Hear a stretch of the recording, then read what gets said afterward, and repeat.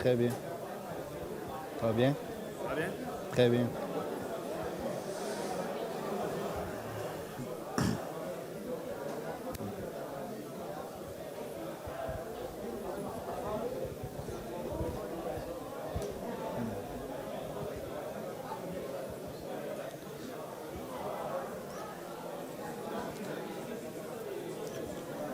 OK, bonsoir tout le monde. Bonsoir. S'il vous plaît. Excellent.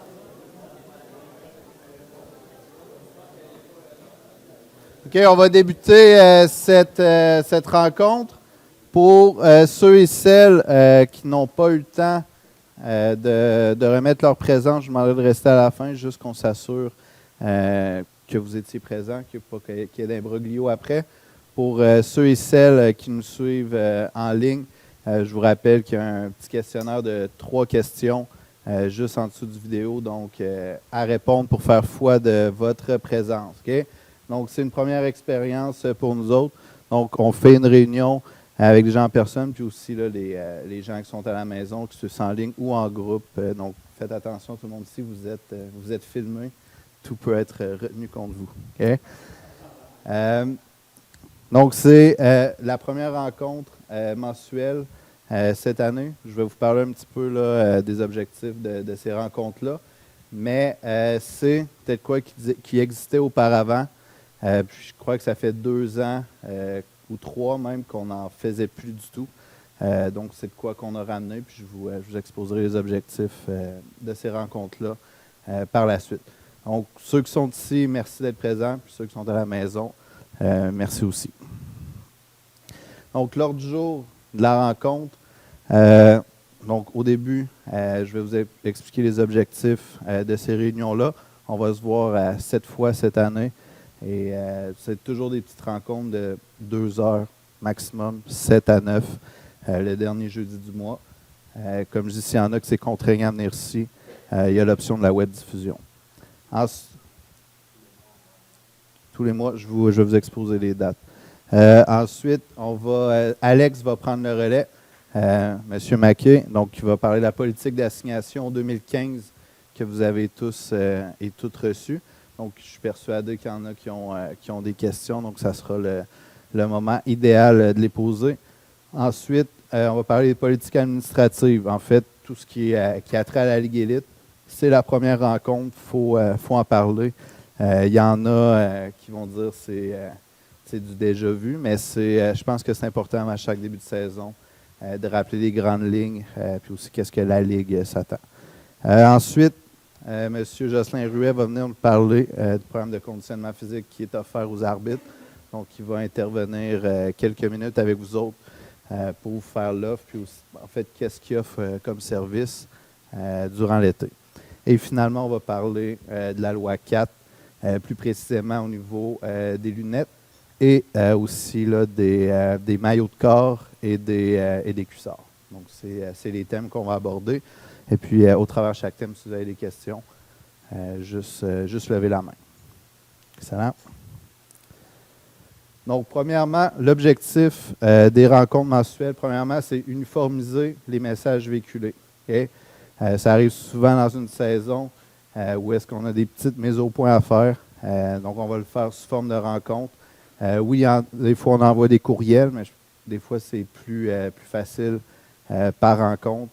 Face à face, puis s'il y en a qui ont des questions, des petites choses non comprises, mais ça va être la bonne façon de le faire. Ensuite, ça va être transmettre des informations actuelles. Okay? Je vous donne un exemple. L'an dernier, je m'en souviens à la réunion, on vous parlait tout de suite des règlements de la Coupe du Québec. Donc, la Coupe du Québec ne débute pas avant le mois de juillet. Donc, c'est sûr, on peut oublier d'ici là. Donc, le but, ça va être à chaque mois, regarder c'est quoi les compétitions qui s'en viennent, puis c'est quoi les messages qu'on veut vous apporter. Donc, c'est exemple, je prends la Coupe du Québec qui commence en juillet, fort probablement qu'à la réunion de juin, donc on va voir ces règlements-là pour que tout le monde ici soit sur la même page. Et finalement, c'est combiner contenu administratif et technique. Ce qu'on se rend compte, c'est qu'on fait venir tous les arbitres ici pour une réunion en début de saison, on parle seulement l'administratif. Donc là, on va pouvoir incorporer un contenu technique avec des vidéos, ces choses-là. Donc, par contre, pour ce soir, vous allez voir, c'est beaucoup plus administratif qu'autre chose, en raison là, qu'on a beaucoup d'informations à vous donner. Donc, qu'est-ce que ça peut être comme type de thème? Okay. Au niveau contenu administratif, on peut parler des règlements spécifiques des diverses ligues. Par exemple, le rapport disciplinaire, l'homologation des faits de match. Oui, on va en parler, mais si on se rend compte qu'il y a certaines problématiques durant l'été, on va pouvoir rectifier le tir. Puis ça, une fois par mois, on va avoir cette occasion-là. Ensuite, au niveau du contenu technique, on va pouvoir avoir des séances théoriques sur les lois du jeu, contenu vidéo, expérience d'un arbitre de haut niveau. Si aussi on se rend compte avec le groupe d'évaluateurs, si on se rend compte qu'il y a des lacunes qui sont communes sur les matchs, donc on va pouvoir en parler, puis comme groupe, tous s'améliorer pour rectifier ça. Aussi, il peut y avoir contenu qui est plus facultatif. Exemple, on peut faire venir quelqu'un qui nous parle de préparation mentale, prévention des blessures. Aussi, peut-être plus pour la fin de l'année, avoir un atelier sur le T4A. Donc ça, c'est de quoi qui est dans notre mire là, pour vous outiller. Puis aussi, si comme arbitre, vous avez des besoins, ces choses-là, on est toujours ouvert aux suggestions de thèmes. Okay? Donc, vous pouvez nous en lancer. Nous autres, sûr, on va travailler fort pour que ça soit toujours le plus intéressant possible, pour que les gens veuillent venir, veulent la suivre, cette réunion-là. Mais si aussi vous avez des idées, des besoins, donc n'hésitez pas à nous les faire parvenir. Au niveau des dates, comme je l'ai dit, c'est 7 par année. C'est toujours le dernier jeudi du mois, sauf une exception en juillet, car le dernier jeudi du mois tombait durant le tournoi des sélections régionales. Donc pour l'équipe de la fédération, c'était très difficile. Donc on s'enligne toujours dernier jeudi du mois. Ça va être là, c'est 2 heures de réunion. Vous venez sur place ou vous la suivez en ligne. Puis aussi, un des aspects positifs de la suivre en ligne, c'est qu'on peut la suivre aussi par après. Donc, c'est exemple, un jeudi, vous ne pouvez vraiment pas être là, vous avez un empêchement majeur, mais vous pouvez la suivre en différé. Ça, il n'y a pas de problème. Politique d'assignation, je vais laisser Alex discuter avec vous et puis vous présenter en personne. Okay? Donc, Alex Maquet, qui est nouveau coordonnateur à l'arbitrage. C'était Fabio dans les 2 dernières années. Donc, Fabio est dans ses derniers jours, donc jusqu'au 30 mars avec nous autres. On peut dire la passation des pouvoirs, c'est bien fait. Et puis, Alex est prêt à prendre le relais. Donc, oui. Oui, les dates vont être sur le site Internet, dont tout a été écrit. Puis nous autres, on a toujours une communication, on va tout le temps vous envoyer ça à l'avance. Excellent. Est-ce qu'il y a d'autres questions sur les réunions mensuelles ou non? Non? Excellent.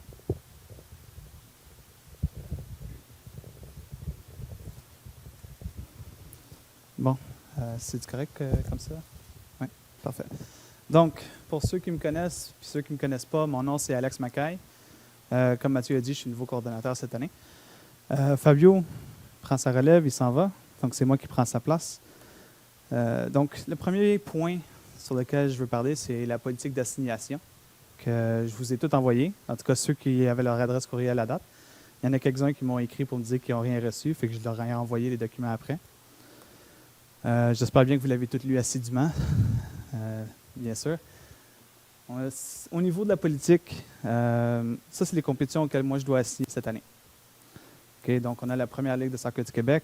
On a la LSEQ, qui est la ligue que la plupart d'entre vous devez connaître. La W League, qui est le semi-pro féminin. La Coupe du Québec, qui commence en juillet. Le futsal, qui, en passant, seulement les arbitres qui sont accrédités futsal peuvent participer. Donc, si jamais ça vous intéresse, le futsal, assurez-vous de vous inscrire au cours pour en devenir un. La Coupe des champions, Coupe promotion, etc. C'est toutes les compétitions auxquelles moi, je dois trouver des arbitres au travers de l'année. Donc, le premier point au niveau de l'assignation, c'est l'échéancier que j'utilise. Le premier du mois, donc pour prendre l'exemple du mois d'avril, le mois de mai, pardon. Le 1er avril, vos disponibilités doivent être sur PTS pour le mois de mai. Parce qu'à partir du 2 avril, je commence à assigner les matchs du mois de mai. Du 2 au 10 du mois d'avril, je vais continuer à assigner le mois de mai. Donc, plus tard vous mettez les disponibilités, moins il y a de chances que je vous vois que je vous vois disponible pour les matchs que je suis en train d'assigner. Le 10 avril, les assignations du mois de mai devraient être terminées. Okay? C'est là que je donne l'accès aux régions. Les régions le regardent, me donnent du feedback. Je mets le feedback en place. Et puis le 15 du mois, normalement, c'est la date à laquelle je publie l'assignation. Elle devient visible pour tous les arbitres. C'est à vous de confirmer ou refuser les matchs que je vous ai donnés. Plus de confirmation que de refus, s'il vous plaît. Okay. Ici, c'est un tableau qui se trouve dans la politique de l'assignation. Si vous l'avez lu, vous l'avez sûrement vu d'un côté ou d'un autre. C'est les contraintes sur lesquelles moi je suis placé en tant qu'assignateur concernant où je peux placer les arbitres de certains grades. Donc, si vous regardez, à la gauche, c'est les groupes auxquels on peut faire partie. La ligne centrale, c'est ce qui définit ce groupe particulier. Donc, on a le groupe FIFA national, on a le groupe P1 qui est le top 10, le P2 qui sont tous les arbitres provinciaux, R1, c'est les régionaux en promotion provinciale, R2, c'est les régionaux qui sont soit dans un programme de développement ou qui sont en vue de devenir promotion provinciale l'année d'après. R3, c'est les arbitres régionaux. D1, c'est les districts qui sont en promotion régionale. D2, c'est les arbitres districts. Vous avez le standard auquel vous devez passer le test FIFA. Ça, c'est le standard auquel que vous devez passer si vous êtes de ce grade ou dans ce groupe. Ensuite, vous avez les deux dernières colonnes, ce qui peut vous intéresser un peu plus. La première, c'est l'assignation au niveau central. Ça, ce qui est écrit ici, c'est le niveau maximal auquel vous avez droit, normalement. La dernière colonne, c'est au niveau de l'assignation des assistants. Même principe, c'est le plus haut niveau auquel vous avez droit, dépendant de votre groupe. Ce tableau-là va beaucoup avec le deuxième tableau, qui est aussi dans la politique de l'assignation. Honnêtement, si vous ne les avez pas lus, je vous conseille fortement d'aller les visionner. Ça, c'est l'hiérarchie des différentes catégories. Et puis, où vous êtes détermine de quelle catégorie vous pouvez faire. Si vous êtes D2, vous avez eu 15 masculins au centre, et puis en descendant, que vous pouvez faire au centre. Même chose, D2 masculins sur la touche, vous pouvez faire collège en descendant. Donc, où vous êtes placé, c'est votre maximum, puis ça descend. Donc, honnêtement, je vous conseille fortement, si vous ne l'avez pas fait, regardez le tableau. En passant, si vous regardez bien, D2 et D1, toutes les catégories, à vrai dire, sont séparées masculin-féminin. Il y a 2 standards pour le féminin. Un arbitre féminin peut être considéré dans le standard masculin si elle réussit le test physique masculin. C'est la seule différence. Les tests physiques, encore, c'est juste les standards auxquels les gens sont tenus. Un petit peu plus détaillé avec les sprints aussi. Mais c'est juste, si vous voulez voir les horaires pour les tests physiques, c'est sur le site de la FSQ. Ils sont mis à date quand ils deviennent disponibles. Présentement, il y en a 2 en avril qui sont sur la Rive-Sud. Il y a celui de Québec qui vient de finir, le 22. Donc, puis il va y en avoir d'autres qui vont s'ajouter au travers de l'année. La politique du test physique cette année. La présence à un des tests physiques cette année est obligatoire pour tous les arbitres sur la liste provinciale. Vous devez être présent à au moins un test physique. Et ce qui détermine la priorisation de mon assignation, c'est bien simple. C'est la réussite du test physique, vous êtes première priorité. Si vous êtes présent au test, vous êtes deuxième priorité. Si vous êtes absent, vous êtes ma dernière priorité. Ça, c'est au niveau des arbitres au centre. Fait que, en général, j'en ai assez qui ont réussi. S'ils n'ont pas réussi, puis je suis pris, je tombe dans la présence. Puis normalement, j'ai assez de gens de présence que je ne suis pas obligé de tomber dans les absences. Mais encore là, c'est à vous de décider. Comme j'ai dit tout à l'heure, les arbitres féminines ont le choix de courir le test masculin ou féminin. Donc, quand les filles s'inscrivent à un test physique, s'il vous plaît, si vous ne marquez pas que vous voulez courir le test au standard masculin, par défaut, je vous inscris au standard féminin. Alors, s'il vous plaît, si vous voulez courir le test masculin, écrire dans les commentaires « Je veux courir le test masculin », je vais vous mettre avec le standard. Un dernier point, parce que certains arbitres qui me l'ont déjà demandé, Courir un test standard plus élevé que le minimum qui vous est requis ne comporte aucun avantage pour l'arbitre. Le seul temps où c'est nécessaire, c'est seulement quand vous êtes en promotion où vous devez courir le test de standard plus élevé. Autrement, c'est celui de votre grade. Si vous courez un test standard plus difficile, puis vous le réussissez, c'est considéré comme si vous avez réussi votre standard. Si vous l'échouez, c'est considéré comme si c'était un échec. De même, vous ne pouvez pas courir plus bas. Si vous avez votre grade, vous devez courir le standard de votre grade. Au niveau de l'assignation, je vous assigne. Je peux vous retirer un match pour plusieurs raisons. Ça, c'est les trois qu'on peut dire les plus communes. La première étant, si vous échouez le test physique, vous êtes au centre. Si je suis capable, je vais vous remplacer avec quelqu'un qui a couru le test physique ou qui l'a réussi, dépendant de qui est disponible. Manquement de confirmation. Donc, ça fait 2 semaines que le match est disponible sur PTS, puis vous n'avez toujours pas confirmé le match. Il y a des bonnes chances que s'il y a quelqu'un d'autre qui peut le faire, puis qui me dit oui, je vais le faire, je vais vous remplacer avec. Puis si vous vous présentez au match et vous n'êtes plus sur PTS, c'est l'arbitre qui a fait le match qui va être payé, c'est pas vous. Assurez-vous, s'il vous plaît, de confirmer les matchs dans le délai le plus vite possible. Puis le dernier point, parce que pas tout le monde qui me le dit, mais conflit d'intérêt.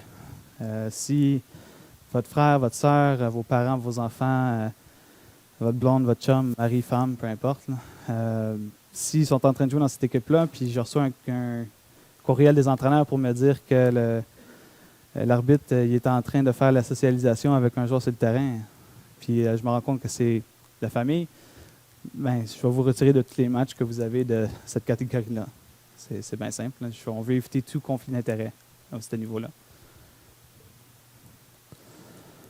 Refus d'une assignation, parce que je me sens le besoin de l'expliquer exactement qu'est-ce que je considère comme un refus.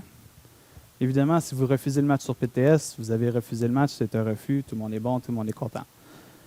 Si vous avez confirmé le match, puis vous me retournez par courriel parce que vous avez un empêchement, c'est quand même considéré un refus. Même si ce n'est pas refusé sur PTS, c'est noté comme un refus.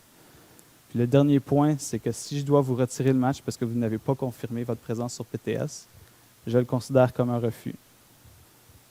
Donc encore là, s'il vous plaît, si vous êtes capable, confirmez le plus rapidement possible. Oui.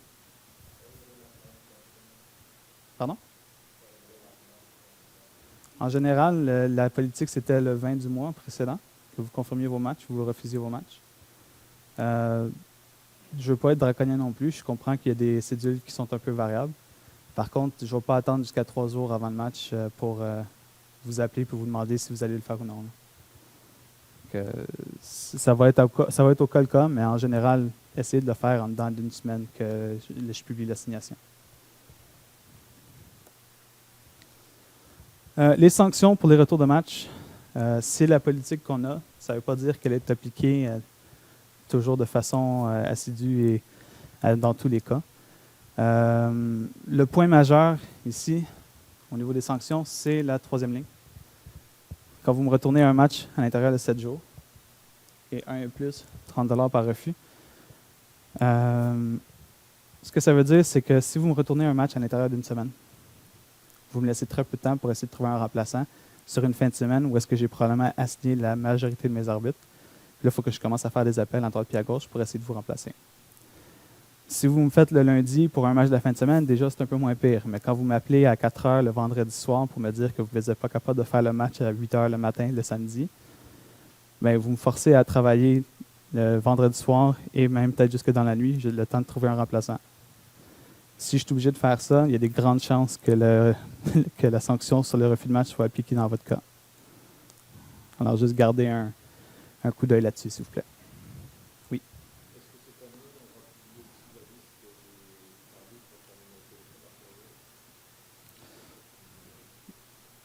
Dans les années passées, il y a eu des documents qui ont été envoyés. Je peux toujours regarder à quel point c'est possible, mais en général, c'est question de ne pas publier les informations publiques à tout le monde non plus.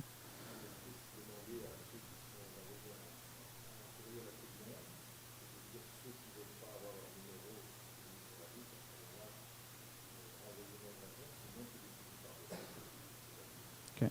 On va essayer de faire un document qui démontre, On va envoyer un courriel pour demander qui s'objecterait à avoir des informations publiées. Puis on fera un document spécifique pour ça. C'est bon, on le fera. Oui.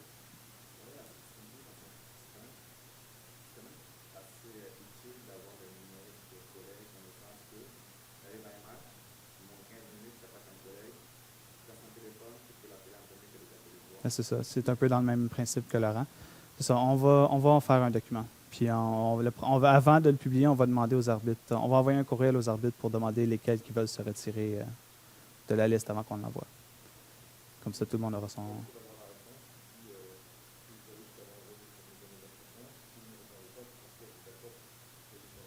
On va en discuter, on va discuter je vais discuter de ça avec Mathieu, puis on va établir quelque chose qui nous reviendra pas nous mordre, disons. C'est bon? Oui. OK. C'est un autre point.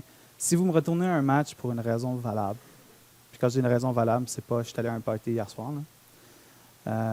Si vous me retournez un match pour une raison valable, si vous avez vraiment une blessure qui est relativement grave, avisez-moi, donnez-moi un papier du médecin si vous en avez un. Si c'est juste une blessure normale, je vais vous prendre sur parole à certains moments, mais c'est parce que si vous vous blessez 18 fois dans l'année, je vais me poser des questions, on s'entend, là. Fait que c'est juste, quand même, je vais vous prendre sur parole en général, mais si vous avez des preuves, ça peut juste vous aider. En passant, vous avez 2 grands-mères, vous n'avez pas 6. On s'entend? Juste pour être sûr. Y a-t-il d'autres questions? Avant que je continue à la partie administrative? Oui.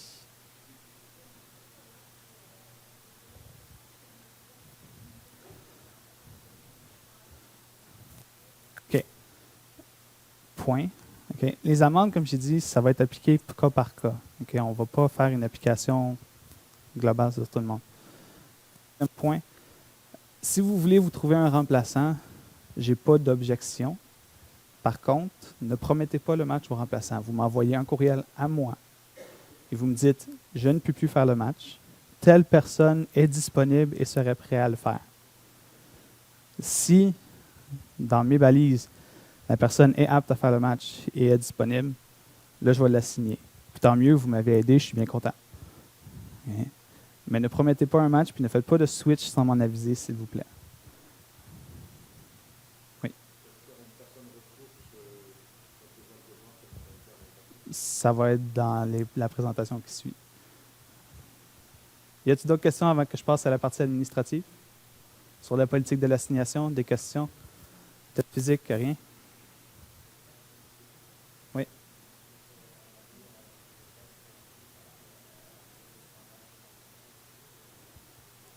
Il n'y a pas de standard au niveau des âges, le standard est au niveau du grade.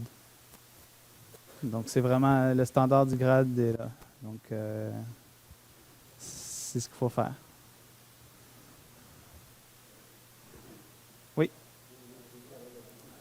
Pardon?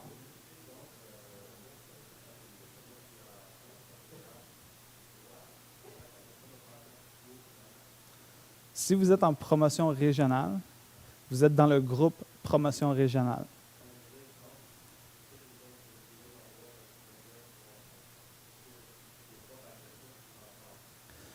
Je vais vous dire, le tableau, c'est des balises que moi j'ai.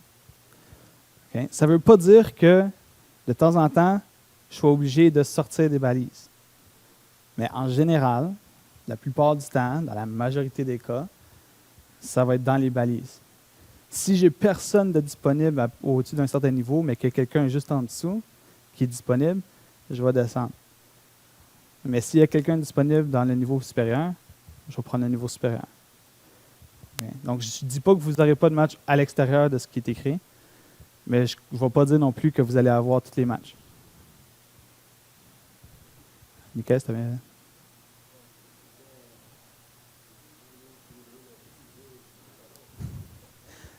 On n'espère pas, là. C'est juste question de rester en forme, non?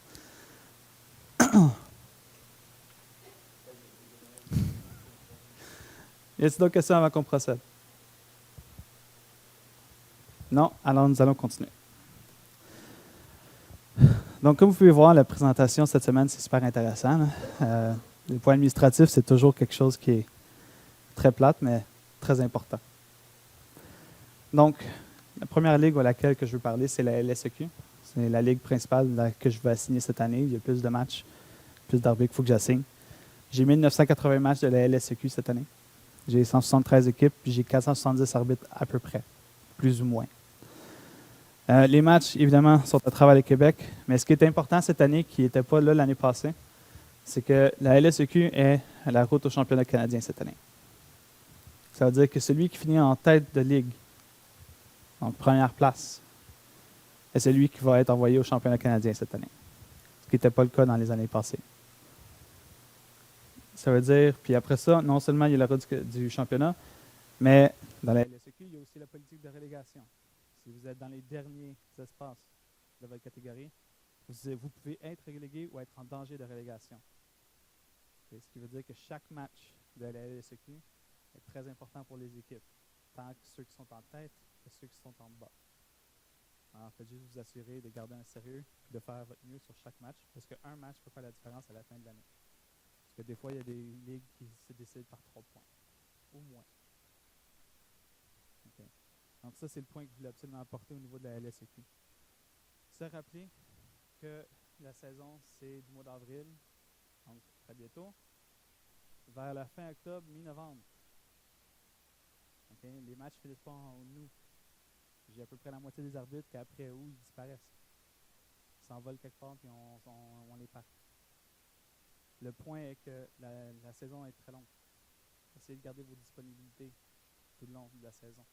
Puis même après que la saison finisse, durant l'hiver, j'ai des ligues scolaires, j'ai des matchs hors concours qui s'impliquent. J'ai plusieurs matchs qui se donnent. Si vous voulez continuer à juste faire quelques matchs de temps en temps, et c'est des disponibilités, je peux vous assigner. Okay. Mais c'est juste vous rappeler que la saison est très longue au niveau de la LSEQ. Puis, dernier point, si vous me donnez la majorité du mois de disponible, mais que vous me donnez du lundi au vendredi, les matchs que j'ai de lundi au vendredi sont très limités. Laissez des disponibilités de fin de semaine, s'il vous plaît.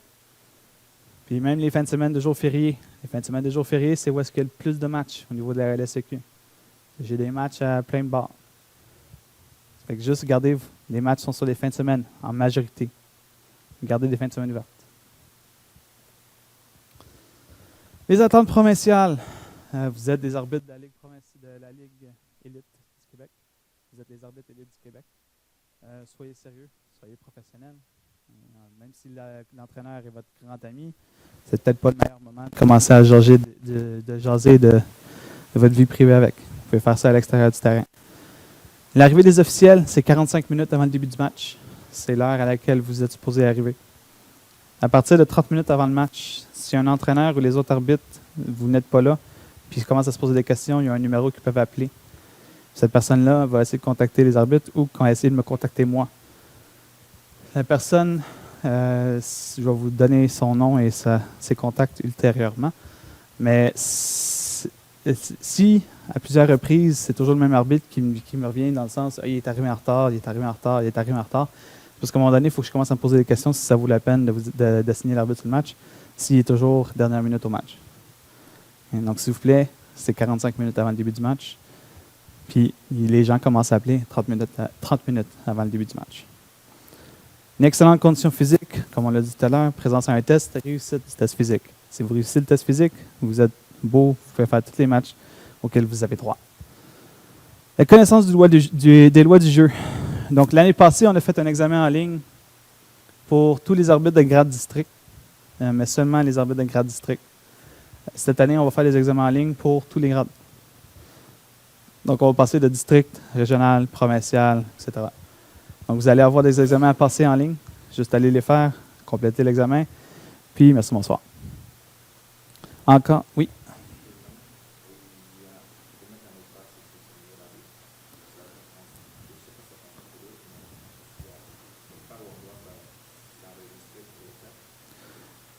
L'examen en ligne, ça va juste, à ce que je sache, c'est un questionnaire où est-ce que vous vous identifiez sur le questionnaire. Vous vous identifiez, vous mettez votre nom. Les détails vont être remis plus tard quand on va faire un examen ensemble. Mais en général, il va y avoir un moyen de vous identifier pour être sûr que c'est bel et bien vous qui écrivez l'examen. OK. On verra qu'est-ce qu'on peut faire. Si jamais il y a des difficultés, tu nous écriras à moi ou Mathieu, puis on essaiera de s'arranger. Disponibilité sur fin de semaine, je le répète, mais ça vaut la peine de le répéter. Rentrez vos disponibilités à temps. Parce qu'il y a une gang qui m'ont donné rien pour avril, puis là je regarde, puis j'ai plein d'arbitres qui ont 0 match en avril. L'assignation d'avril est faite. L'assignation de mai n'est pas encore faite. Essayez-vous de mettre vos disponibilités avant le 1er avril. Parce que moi je commence l'assignation le 2, puis je vais finir le 10. Donc, le but, c'est plus vous les mettez tôt, plus vous êtes disponible, ben, plus c'est facile pour moi de s'assurer que tout le monde a des matchs. Gardez-les à date. Point important, s'il vous plaît. Si vous mettez des disponibilités et puis vous vous rendez compte le 2 avril que vous n'êtes plus disponible certaines dates, enlevez-les immédiatement. Laissez-les pas là pour me dire après, il faut que je retourne les matchs. Enlevez les disponibilités. Si je ne vous ai pas déjà assigné sur cette date-là, ben, je ne pourrai plus vous assigner. Puis si je vous ai déjà assigné, au pire des cas, vous me retournerez le match pour dire je m'excuse, j'ai retiré la date, mais etc. etc. Okay. Même chose. Si l'assignation est publiée et sortie, je vais toujours avoir des retours. Il y a toujours des personnes qui retournent les matchs. Gardez vos disponibilités à date, parce que quand il faut que je remplisse les retours, je regarde sur PTS. Si vous êtes disponible, je me considère que vous êtes disponible, je vous mets. Si vous savez que vous n'êtes plus disponible cette journée-là, retirez-vous. Comme ça, je ne pourrai même pas vous assigner point final. Oui.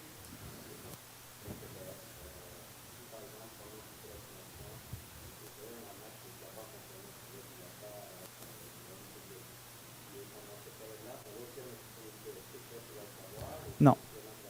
Le match va rester. Okay. Mais au pire, vous m'écrivez un match pour me dire. Vous pouvez m'écrire avant que l'assignation soit publiée puis me dire j'ai retiré telle date, je ne suis pas disponible. Je peux aller modifier avant de publier l'assignation. Si vous m'écrivez rien, moi je ne le sais pas, puis je le publie comme ça. Fait que c'est à vous de rester à vos affaires. Oui?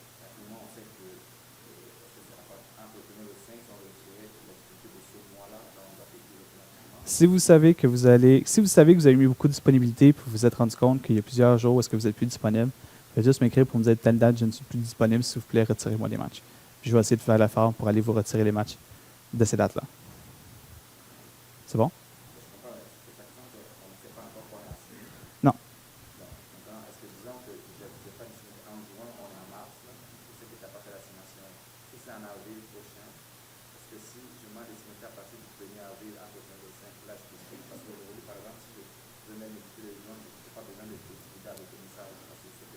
Si tu modifies tes disponibilités entre le temps où est-ce que je suis en train d'assigner, tu peux juste m'écrire un courriel. Si tu n'as pas de match, ça ne change rien. Si tu as des matchs, au moins je le sais d'avance, je peux te retirer. Okay. Oui.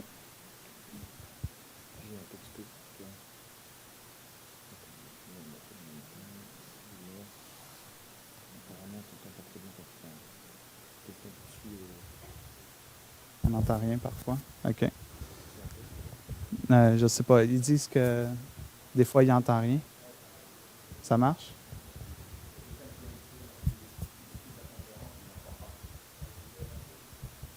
Okay, ben, il y a eu une erreur au niveau de l'ordinateur. Et pour ça, on va espérer qu'il n'y ait pas eu trop de problèmes. Donc, c'est ça. Fait que gardez vos disponibilités à date, s'il vous plaît. Oui.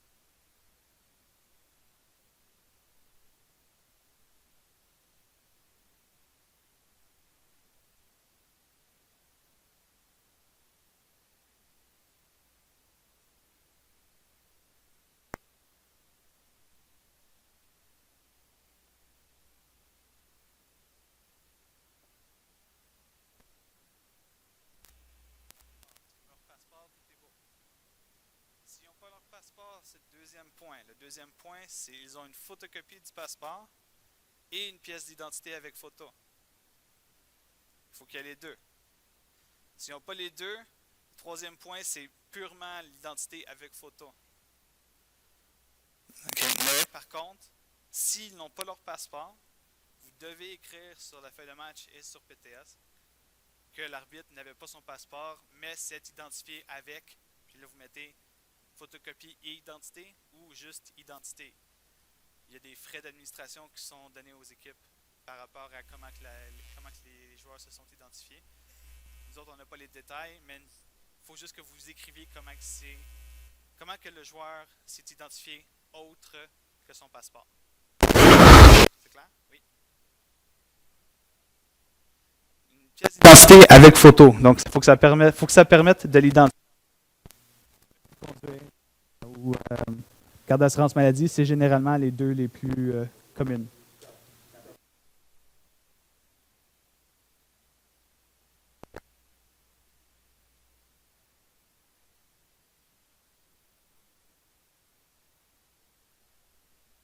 Une pièce d'identité avec photo, c'est très clairement.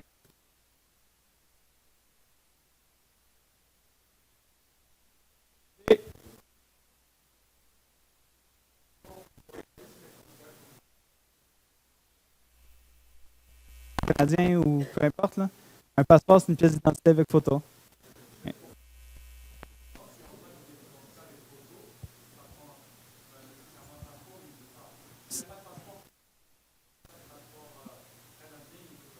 Monsieur, tout ce que je sais, c'est les 3 points. Il faut qu'il y ait un de ces 3 points-là qui soit correct. Si le joueur, il ne joue pas. Oui. Puis il y a une carte étudiante, comme j'ai dit, c'est une carte d'identité avec photo. Si sa photo dessus, son nom, puis ça l'identifie, t'es correct. Oui.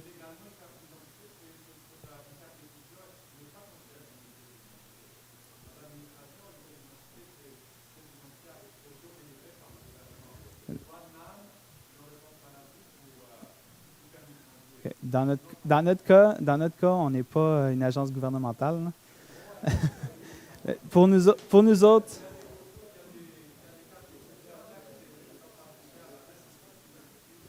tu veux-tu, non?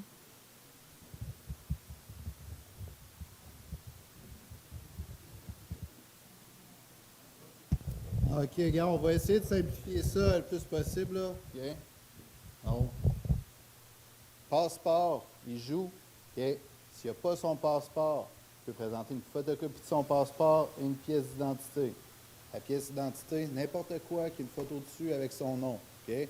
On ne s'en fâchera pas dans les fleurs du tapis. La Ligue a mis ce règlement-là en place pour éviter plusieurs matchs par forfait à cause d'un problème d'identification. OK. Alors, ce qu'on vous demande, c'est d'identifier la problématique. Si un joueur s'identifie avec une photocopie de passeport avec sa pièce d'identité, écrivez-le sur la feuille de match, okay, dans PTS. La Ligue va donner une sanction administrative à l'équipe. Okay? Le but, c'est d'éviter des forfaits parce qu'un joueur n'avait pas son passeport. Okay? C'est vraiment ça l'objectif. Okay? Donc, carte de bibliothèque municipale, n'importe quoi. Okay? On s'en fout. C'est compris? Est-ce que c'est clair? Excellent, merci.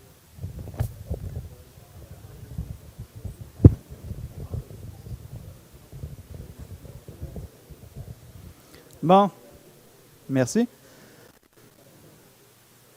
Point, faire rayer les joueurs absents par les entraîneurs à la mi-temps. On s'entend, juste faites-le, parce que sinon vous allez vous rendre à la maison puis vous allez oublier quel joueur était présent et quel était absent. Donc à la mi-temps, allez voir l'entraîneur, faites-le rayer, comme ça il ne peut pas dire que c'est vous qui avez rayé le joueur puis il est arrivé à la mi-temps puis commencer toute une controverse. Et on s'en sauve. Puis n'oubliez pas, s'il vous plaît, ça arrive à chaque année, remettez les passeports aux entraîneurs. Il y a toujours un entraîneur qui nous appelle pour nous dire il y a un arbitre qui est parti avec nos passeports. Juste les remettre, s'il te plaît. On va sauver un paquet de troubles, tout le monde. Point important pour vous, surtout, Homologation des matchs. Vous avez 48 heures pour homologuer le match. S'il vous plaît, homologuez le match en dedans de 48 heures. À 48 heures et 1 seconde, PTS a dit que vous avez été en retard pour homologuer votre match, puis vous flanque une amende. Un tiers du salaire qui est considéré pour le match. Hein? Ce n'est pas une personne qui clique sur votre nom et dit amende à cette personne-là. C'est dans le système. C'est automatique. C'est fait électroniquement. C'est tout un programme qui le fait. On n'a rien à faire là-dedans. À 48 heures et 1 seconde, c'est fait. S'il vous plaît, vous avez 48 heures, faites-le en dedans de 48 heures. Oui. Pardon? Pour être plus safe, disons l'heure du début du match. OK? Pour être plus sécuritaire, on va dire l'heure du début du match. OK? Peu importe comment vous voulez le voir, faites-le s'il vous plaît, puis faites-le à l'heure. C'est des amendes qu'on ne contrôle pas. Elles sont là. C'est des amendes qui font mal. Pardon? Ah. Ouais. Conservez les feuilles de match jusqu'au 31 décembre. Ça, c'est une obligation que vous avez parce qu'on peut vous demander de fournir les feuilles de match jusqu'à cette date. Cependant, si c'est un match qui a été exceptionnel, vous avez donné 6 cartons rouges pendant le match, ça vaut peut-être la peine de le garder ou de l'envoyer à la fédération puis dire ce match-là, il s'est passé de quoi? Voici les feuilles de match. Parce qu'il y a eu des cas exceptionnels où est-ce que les feuilles de match ont été demandées des années après le match. Alors, juste s'en souvenir. Si c'est quelque chose de vraiment exceptionnel, gardez la feuille ou envoyez-la à la fédération. À moi ou à Valérie, on va les mettre quelque part puis on va les avoir. C'est bon? Sinon, après le 31 décembre, vous pouvez vous en débarrasser, il n'y a pas de trouble. Communiquez avec Jamie Ventura en cas d'urgence. Donc, Jamie Ventura, c'est le contact que vous pouvez appeler s'il y a quelque chose qui se passe durant les fins de semaine. Il vous manque un arbitre, vous ne pouvez pas vous rendre à votre match. Je vous dis tout de suite, quand je dis en cas d'urgence, je suis très sérieux quand je dis en cas d'urgence. Vous êtes en panne sur l'autoroute, vous vous êtes blessé, votre jambe est brisée, vous avez une commotion cérébrale, vous êtes à l'hôpital. Okay. Si Jamie Ventura, ce n'est pas une personne que vous appelez pour faire des retours de match. Si vous appelez Amy le samedi pour lui dire « je ne peux pas faire mon match de dimanche », vous ne vous présentez pas au match, puis lundi matin, je rentre au travail, vous n'avez pas fait le match, ce n'est pas un retour de match que je considère, c'est une absence. Puis l'amende qui va avec, c'est une absence. L'amende d'absence est beaucoup plus élevée. Donc, ce n'est pas un numéro de retour de match, c'est un numéro d'urgence. Vraiment en cas d'urgence. Vous appelez s'il vous manque un arbitre sur votre match, ou vous l'appelez si vous-même, vous n'êtes pas capable de vous rendre à cause d'une urgence. Mais ce n'est pas parce que vous avez décidé de sortir samedi soir puis vous vous sentez mal le dimanche. Juste pour être clair. Envoyer les feuilles de match, ça c'est on le dit tout de suite, on va le répéter plus tard. Pour les Coupes du Québec, on envoie les feuilles de match à la fédération, donc par fax ou par email, peu importe comment vous voulez le faire. Ça va être répété encore quand la Coupe du Québec va être mise en lieu, mais on va vous le communiquer tout de suite. Point important aussi, les rapports disciplinaires, vous avez donné un carton rouge, vous devez écrire un rapport. Les rapports sont écrits quand vous homologuez le match. Ce qui veut dire que votre rapport doit être écrit en dedans de 48 heures. Vous n'avez pas une extension si vous devez écrire un rapport. L'homologation est quand même 48 heures. Un grand conseil que je vais vous donner, quand vous écrivez votre rapport, écrivez-le sur Word. Un document Word ou sur papier, peu importe comment vous voulez faire, mais je vous considérez Word. Pourquoi? Parce que PTS, après un certain moment, vous déconnecte. Si vous avez pris 30 minutes pour écrire votre rapport sur PTS, cliquez enregistrer à la fin, mais PTS va vous dire « Ah, ça fait trop longtemps, on t'a déconnecté. » Puis tout ce que vous avez fait, il n'existe plus. Hein? Je vous conseille fortement de l'écrire sur Word. Et quand vous écrivez un rapport disciplinaire, s'il vous plaît, restez sur les faits. Okay? Pas les opinions. On n'écrit pas dans un rapport « Je pense qu'il s'est passé telle affaire ». Dans votre rapport, vous écrivez « Il s'est passé, point ». Vous écrivez ce qui s'est passé. Dans les faits. Plus d'opinions que vous écrivez, plus ça peut être contesté. Restez dans les faits, restez succinct, restez précis. Oui.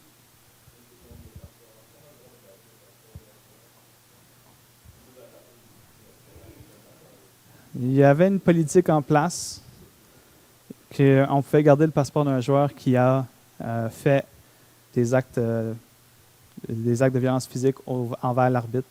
C'était le seul cas auquel moi je suis au courant qu'on avait le droit de garder un passeport. Autrement, vous laissez le passeport avec l'entraîneur.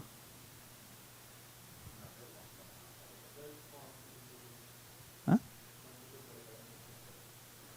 Si vous avez écrit sur la feuille de match le joueur que vous avez donné un carton rouge pour une violence quelconque, vous avez votre preuve là.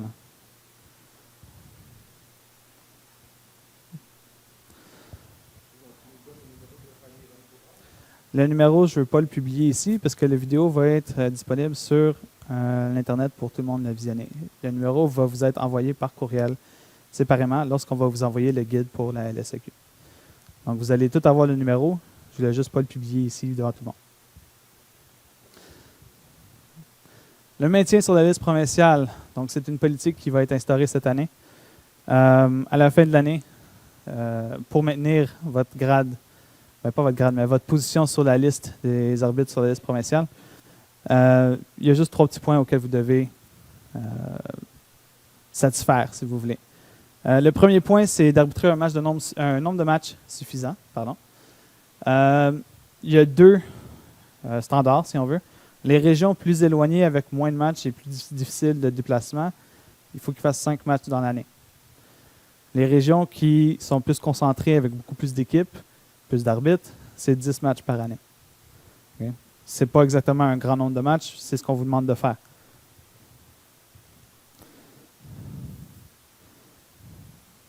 OK. Je ne sais pas pourquoi. Bon, deuxième point, participation au test physique. Vous devez participer à un test physique pour maintenir votre position sur la liste provinciale. Et on ne vous demande pas de réussir le test, on vous demande de participer. Donc, d'aller et de le courir, que vous le réussissiez ou non. Puis le dernier point, c'est un retour de match, un pourcentage de retour de match inférieur à 20 %. À la fin de l'année, j'ai un beau document Excel qui me dit tel arbitre a fait tel nombre de matchs dans l'année, m'a refusé tel nombre de matchs dans l'année. Je fais un pourcentage. Il dit tous ceux qui sont à 20 % ou plus peuvent se voir non maintenus sur la liste provinciale l'année prochaine. Donc, c'est les gens qui vont être ciblés. Une région, donc le comité régional d'arbitrage de votre région, peut demander qu'on garde un arbitre qui n'a pas satisfait à ses points. Soit 1, soit 2, soit 3.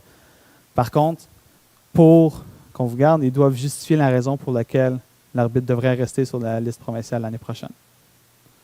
Donc, c'est bien simple. Si vous avez vraiment une raison valable, vous avez été malade tout l'été, on peut comprendre ça.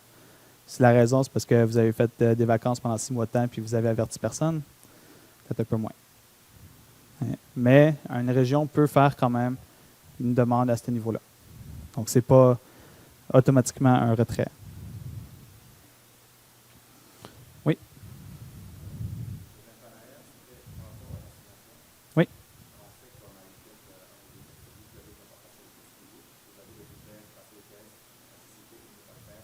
Oui.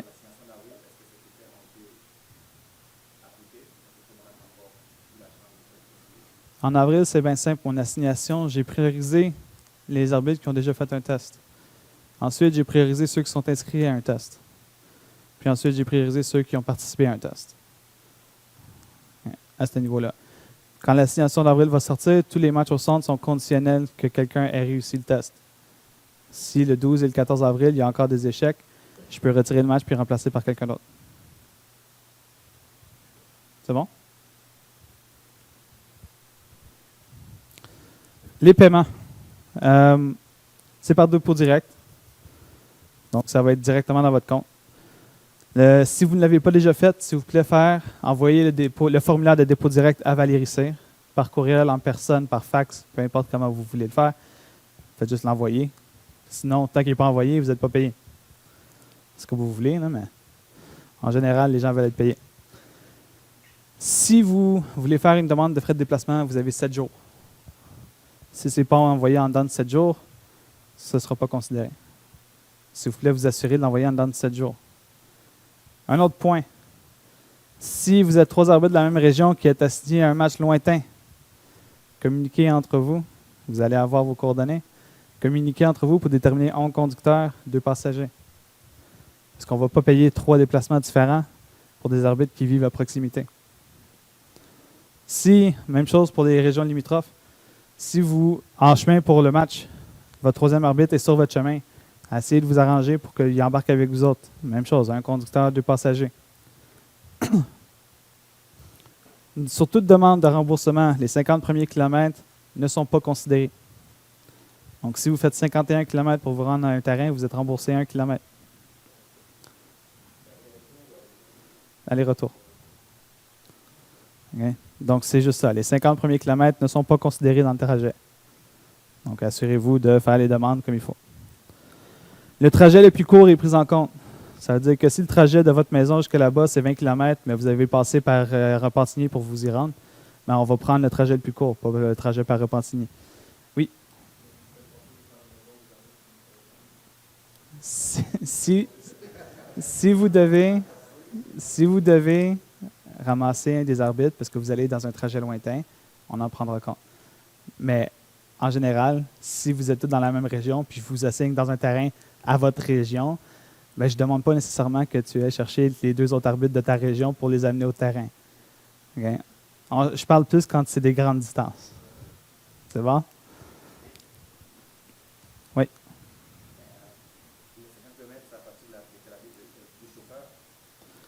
Le 50 km, c'est pour le chauffeur. Les passagers sont payés par tranche. Okay? Donc, le chauffeur est payé 40 cents le kilomètre après les 50 premiers kilomètres. Donc, le premier kilomètre, c'est le 51e kilomètre. Les passagers, eux autres, sont payés par 100 km. Point. Si vous faites 100 km de trajet, ils sont payés 10 $ parce qu'ils ont fait 100 km de trajet. Non, les passagers vont être payés parce qu'ils ont fait une tranche de 100 km. C'est juste au niveau de le conducteur que le 50 km est retiré. OK. PTS-UF.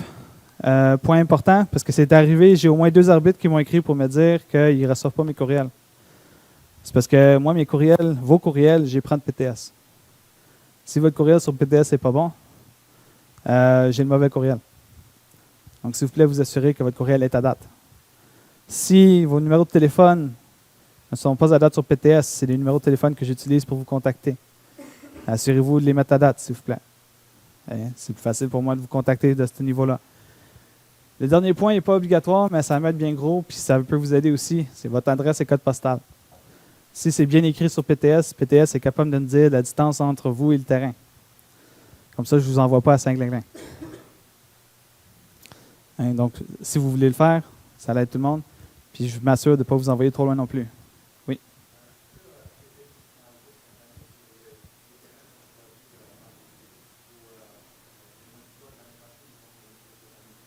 Tu veux dire les terrains que tu préfères arbitrer?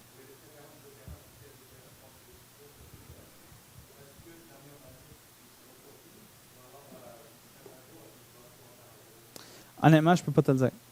Okay? Je viens de rentrer ce mois-ci. Je n'ai pas encore exploré PTS dans sa pleine capacité. Par contre, je peux toujours jeter un coup d'œil. À ce que je sache, en général, les priorités, je veux dire, votre numéro de téléphone, votre adresse courriel, elle reste. Probablement que les préférences restent aussi, mais je ne peux pas le garantir. Ça, c'est très possible. Oui.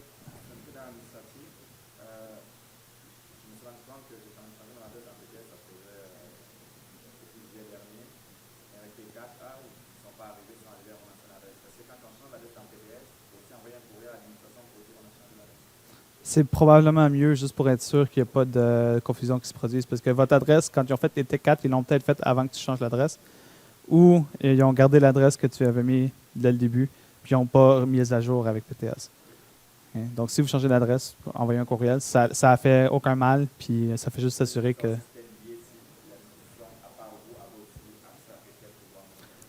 Je ne suis pas sûr à 100%, mais je pense pas. Je pense qu'elle a les adresses qui sont rentrées. Dernier point rapide, l'uniforme d'arbitre. Vous êtes tous des arbitres de la liste provinciale. Tous les matchs que je vous assigne, donc qui est assigné, tous les matchs qui sont assignés par la FSQ, que ce soit LSEQ, universitaire, collégial ou peu importe ce que j'assigne, tant que c'est moi qui vous ai assigné sur le match, vous devez porter l'uniforme Savi, s'il vous plaît. non seulement vous devez porter l'uniforme Savi, mais vous devez aussi porter les 2 écussons qu'on vous a donnés. Donc, vous avez l'écusson Canada qui va sur la poche gauche. Placez sur la poche gauche, vous mettez un velcro sur votre badge, vous le placez, tout le monde est heureux. La badge du Québec, l'arbitre de la liste provinciale, sur le bras gauche. Okay? Sur la manche gauche à gauche. Tout le monde à gauche. Les 2 badges à gauche, c'est assez simple. Du même côté. Pardon?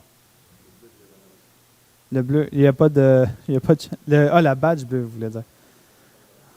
On peut. Au pire, on peut en discuter après. Ouais.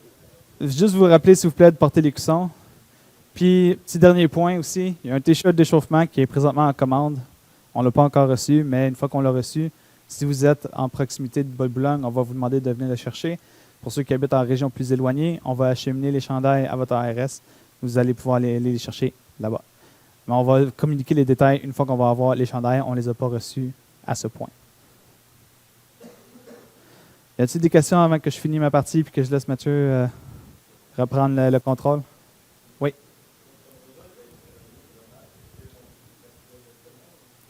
Si vous voulez être évalué, je vais laisser Mathieu répondre. C'est plus lui qui en est au courant.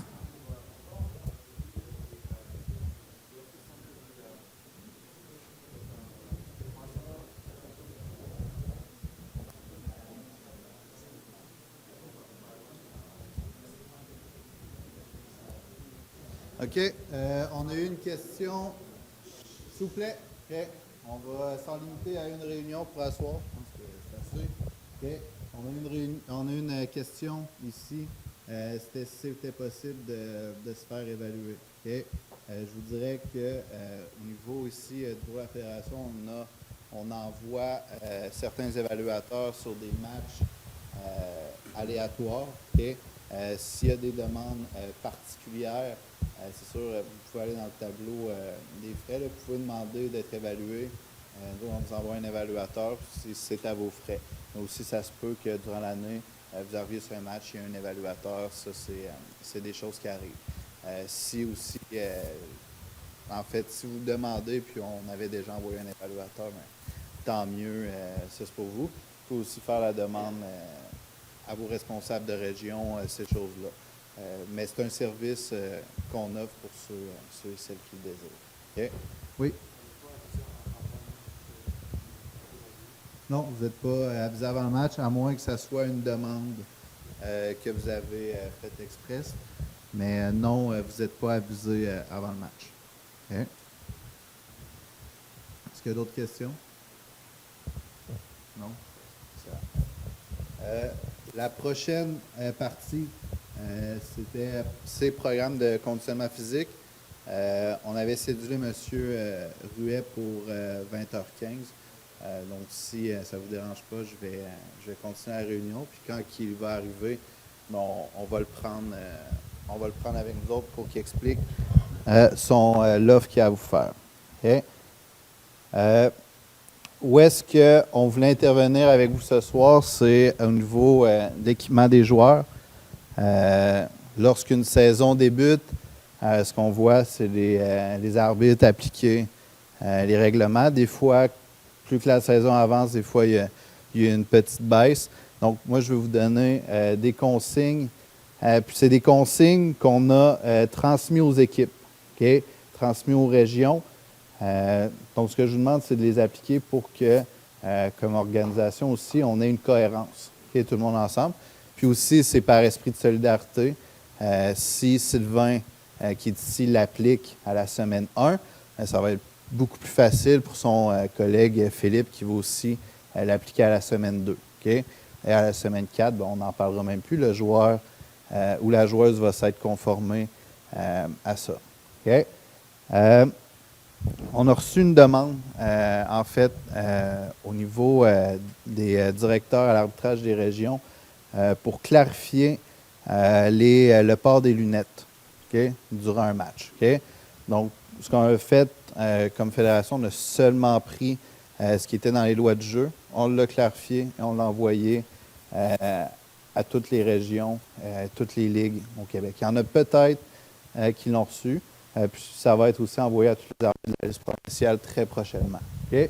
Donc, c'est le mémo, il se retrouve sur le site de la Fédération, vous pourrez aller le chercher. Donc, au niveau du port des lunettes, okay, alors on a vos petits textes d'introduction, là, soucieuse d'assurer la sécurité de tous les joueurs dans la pratique du soccer au Québec. La FSQ souhaite rappeler à ses membres la directive quant au port des lunettes dans le cadre d'une activité de soccer. Okay? Selon les lois du jeu, la FIFA, okay, et ça, c'est ce qui est écrit dans le livre des lois du jeu, donc les nouvelles technologies ont rendu les lunettes de sport bien plus sûres, tant pour les joueurs les portants que pour les autres joueurs. Les arbitres sont priés de faire preuve de tolérance, cela vaut notamment pour les jeunes joueurs. Là, il y a eu plusieurs questions suite à l'apparition de ce mémo-là. Qu'est-ce qu'on entend par tolérance? C'est-à-dire les arbitres, on doit tolérer les lunettes à caractère sportif sur le terrain. Okay? Donc ça, on doit, tout ce qui est caractère sportif, on doit les laisser sur le terrain de jeu. Okay? Ensuite, seules les lunettes de sport sont acceptées et seulement si elles ne représentent aucun danger, tant pour le joueur qui les porte que pour les autres joueurs. Des lunettes composées de matériaux tels que le métal ou la vitre ne sont pas acceptées. Okay? Est-ce que c'est clair pour tout le monde?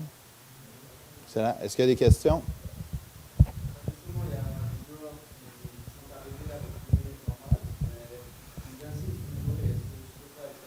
OK. Là, excuse-moi, je vais répéter la question parce qu'il y en a plein qui nous suivent en ligne.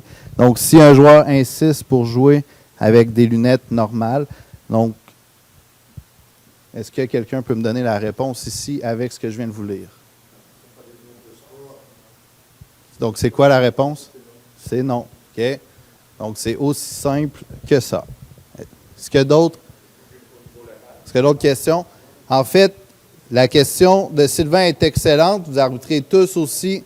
OK? Je réponds à la question de Sylvain, c'est est-ce que c'est dans toutes les ligues, même dans les ligues locales? La réponse est oui. OK? C'est une question de sécurité. OK? Pourquoi ça serait moins dangereux pour un tout petit que pour un senior? OK? Donc, c'est ça la question. Donc, je vous dirais que oui, ça va être une question d'éducation, d'en parler sur les terrains. Vous allez être les premiers en avant. Je vous dirais qu'il va intervenir là-dessus. C'est ça la ligne qu'on s'est donnée. Donc, ce qu'on vous demande, c'est de suivre tout simplement cette ligne-là. Et je pousserai même un petit peu. On est des arbitres, on doit montrer l'exemple. Et moi, ce que je demande aussi, c'est aux arbitres de faire les efforts pour en faire de même. Okay? Donc, sur le terrain, si vous devez avoir des verres correcteurs, ça serait que soit un des lunettes sportives ou des verres de contact, tout simplement. Okay? Question de montrer l'exemple. Est-ce qu'il y a des questions par rapport à ça? Oui, Gérard en arrière.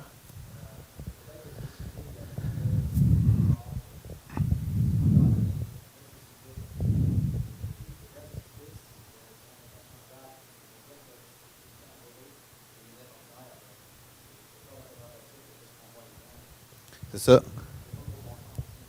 Exactement. En fait, ce que Gérard, excuse-moi, je répète, là, ce que Gérard dit, c'est qu'il peut y avoir des verres interchangeables. Donc, vraiment, la consigne, c'est pas de métal avec la monture et pas de vitre pour les verres. Okay? Vous avez juste ça à penser. Métal, vitre, c'est non. Comme je vous dis, il y a une grosse question, ça va être de discuter avec les entraîneurs, mais toutes les associations régionales l'ont reçu, les ligues. Donc, je vous dirais que dans les derniers jours, ça a été beaucoup de mes courriels à répondre pour des gens inquiets à propos de ça. Mais quand on parle que c'est pour la sécurité des joueurs, c'est le premier critère qu'on doit sortir. Okay? Et puis, je dirais même aussi pour la sécurité des arbitres, parce qu'il y a un ballon en plein dans la figure, quand on a des lunettes, ça peut être dangereux aussi. Okay? Oui, Sylvain?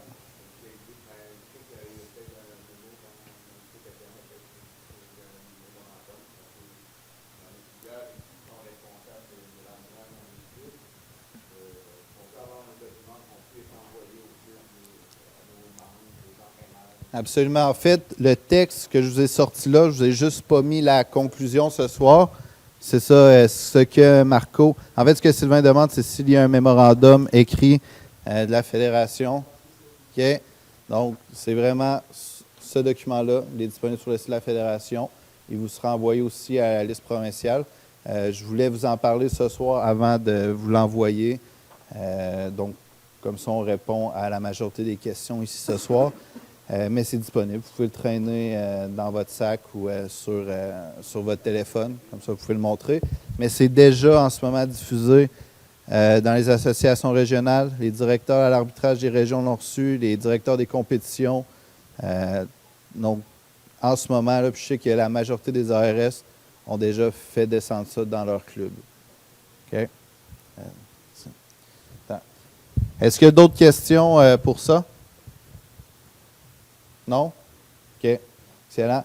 Mais je suis content que c'est clair, puis je compte sur votre collaboration pour faire respecter ça là, dès la première journée de championnat. Puis on sait que le défi ne sera peut-être pas nécessairement dans les ligues 3A, mais ça va peut-être être plus au niveau des ligues 2A, les ligues locales. Mais dans les ligues 3A, je vous demande une certaine, intransigeance là, par rapport à ça. C'est le haut de la pyramide. Je vous demande de bien l'appliquer. OK? L'autre point que je voulais discuter, OK? Et puis, ça, c'est un point qui nous revient chaque année. On a plusieurs questions. OK? J'en ai parlé à mes collègues de la Ligue élite. Puis, la Ligue élite, leur souhait, c'est de se coller sur la FIFA. OK? Ils veulent qu'on suive les règlements de la FIFA, ce qui est tout à fait logique. Donc, ce que je veux parler, c'est au niveau des maillots de corps. OK?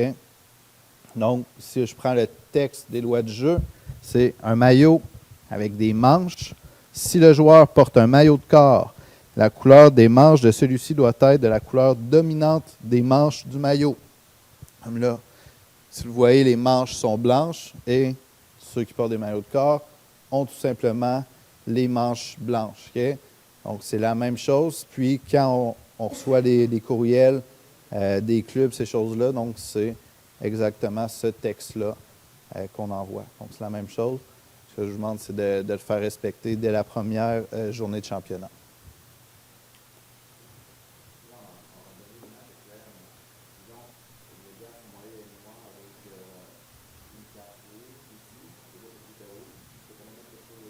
Non, c'est la couleur dominante de la manche. OK? Donc là, l'exemple ici est clair. Oui, ici, c'est rouge. La manche est blanche. C'est quoi la couleur dominante de la manche? C'est blanc. Donc, le maillot de corps est blanc. Il y a une ligne rouge ici. On la voit, la ligne rouge? OK? Mais c'est quoi la couleur dominante? C'est blanc.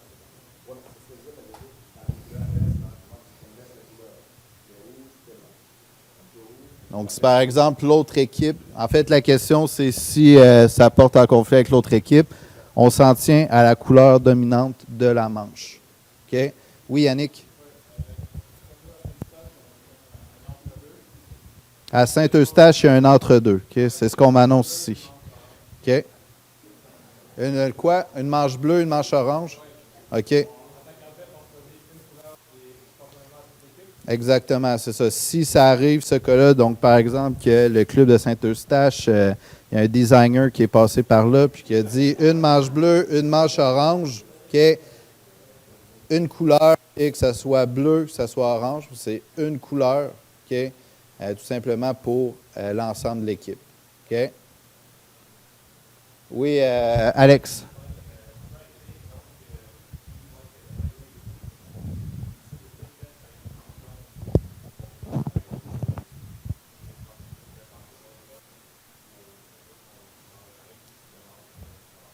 OK. Je vous ramène sur la question, c'est si le maillot est rouge puis la manche est blanche alors que les gens portent tous des maillots de corps rouges. Je vous ramène sur le texte de la loi. C'est quoi? Donc, c'est quoi la réponse? OK. Exactement. Donc, on s'en tient, s'il vous plaît, au texte de la loi. OK. J'ai une question ici de Marco.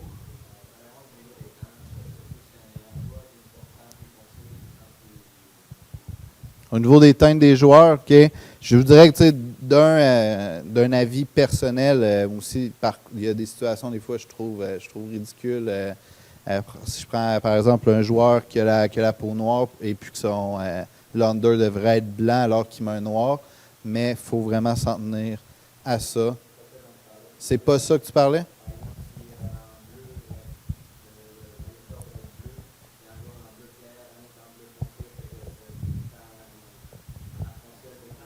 Non. Si c'est bleu foncé, sur notre cas, c'est bleu foncé.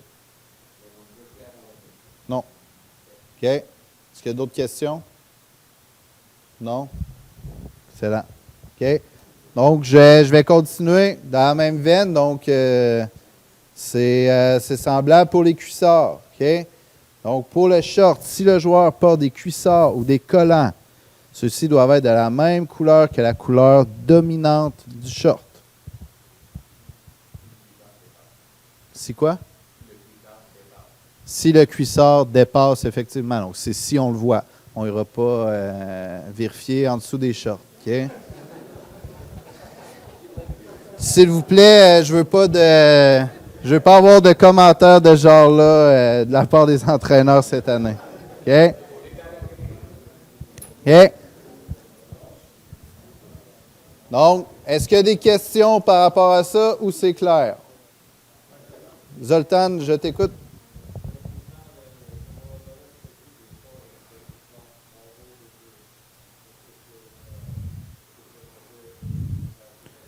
La question, c'est est-ce que les cuissards peuvent être en bas des genoux? Okay. La réponse est toute la longueur, oui, comme le joueur ici. Puis ceux qui arbitrent dans les ligues automnales, qui peuvent se rendre compte, oui, les joueurs portent des collants même, okay, mais la consigne reste la même. Donc, il n'y a aucun problème à ce que le cuissard ou le collant descend en bas des genoux. Il peut même faire toute la jambe. La seule et unique condition, c'est que ce soit de la même couleur dominante de la short. OK? Est-ce qu'il y a d'autres questions par rapport au short? Non? OK. Donc, je vais passer au... Oui, Eugène?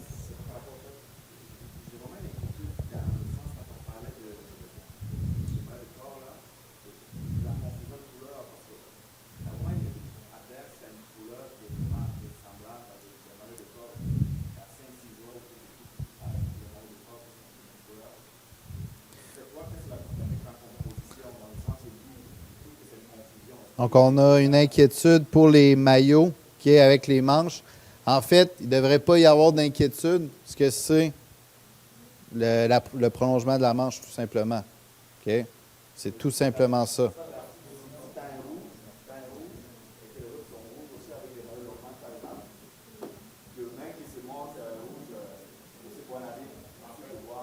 On suit. Exact. OK. OK. Donc, la consigne, elle est là. OK. C'est la couleur dominante de la manche. OK. C'est tout. OK. C'est est-ce qu'on a le droit de déroger à cette règle? Non. Non. OK. On reprend ici, s'il vous plaît. OK. Donc, finalement, OK, c'était arrivé il y a 2 ans. On a commencé à l'appliquer. OK. Je vous le rappelle, au niveau des chaussettes, des bas. OK. Chaussettes, c'est le terme qui est dans les lois du jeu. OK. Donc, s'il y a un ruban adhésif ou un matériel similaire qui est appliqué sur l'extérieur du bas, OK, il doit être de la même couleur que la partie du bas sur laquelle il est appliqué. OK. Donc, tape, chevière, autre petit bas. OK. Donc, soit de la même couleur, soit ça va en dessous. OK. Est-ce que c'est compris? Par contre, où est-ce que je demande votre collaboration? OK. On a déjà vu des matchs en Ligue élite. OK. On commence à faire l'entrée protocolaire. Et puis, l'arbitre remarque qu'il y a une chevière sur un joueur et lui dit « Il faut que tu la mettes en dessous de ton bas. » Est-ce que c'est approprié? Non. Donc, ça, il faut faire le travail avant, dans les vestiaires ou sur le terrain quand les joueurs s'échauffent. Si on voit ces problématiques-là, mais ce n'est pas pendant l'entrée protocolaire qu'il faut régler, parce qu'on sait qu'enlever une chevière, la remettre en dessous, ça peut prendre plusieurs minutes. Donc, ce qu'on vous demande, c'est d'être à l'avant-garde puis de prévenir ça, puis de regarder l'équipement des joueurs. OK? Oui, Oscar?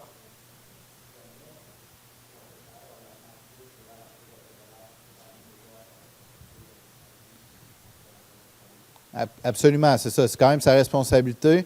Par contre, moi, ce que je veux dire avec mon intervention, c'est si on voit ça durant la période d'échauffement, pendant la vérification, s'il vous plaît, attendez pas au dernier moment. Là, on essaie d'agir le plus tôt possible, okay, pour ne pas soit retarder le début d'un match ou éviter une équipe de commencer à 10 joueurs. Okay? Oui, Clément?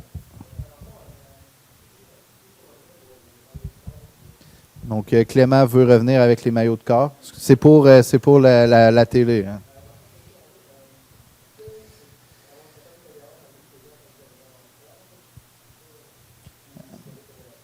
Comme j'ai dit, pour la Ligue élite, ils ne veulent pas de tolérance. Okay? Donc, ça va être mon prochain point, là, mais il n'y a pas de tolérance au niveau de la Ligue élite. Quand le championnat commence le 18 avril, on suit la ligne. Les équipes ont été averties. Ils le savent. Okay? Oui, Marco?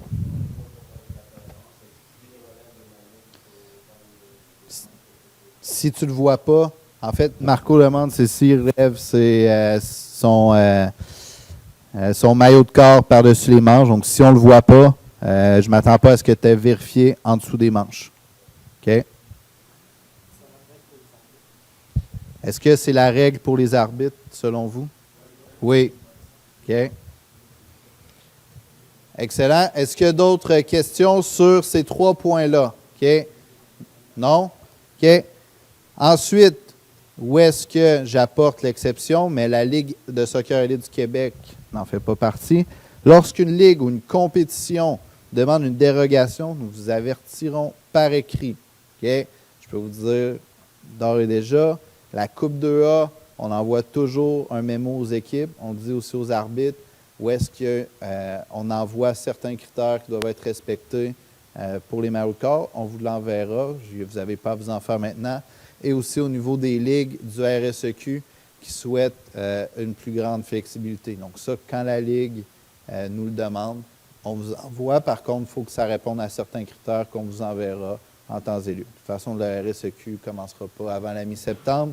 Et la Coupe 2A, ce n'est pas avant le mois d'octobre. Donc, vous pouvez dormir sur vos 2 oreilles. On applique ce que je vous ai dit auparavant. Excellent. Est-ce qu'il y a des questions par rapport à ça? Oui?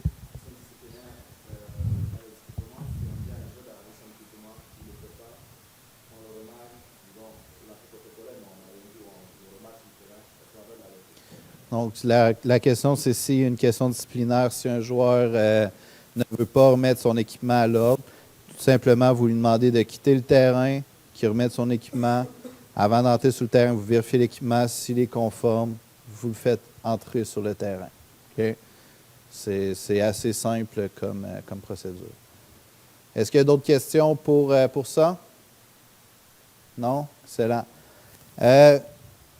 Juste petite parenthèse, OK, sur d'autres types d'équipements. Donc, en plus de l'équipement de base, un joueur peut en utiliser un supplémentaire si toutefois son objectif est de protéger son intégrité physique et si cet équipement ne comporte aucun danger, ni pour lui, ni pour aucun autre joueur. Okay? Donc, tout type de vêtements ou équipement supplémentaire doit être inspecté par l'arbitre et confirmé non dangereux. Compte tenu des matériaux souples, légers et rembourrés dont elles sont composées, les protections modernes telles que casques, masques faciaux, genouillères, coudières ne sont pas considérées comme dangereuses et sont donc autorisées. Okay?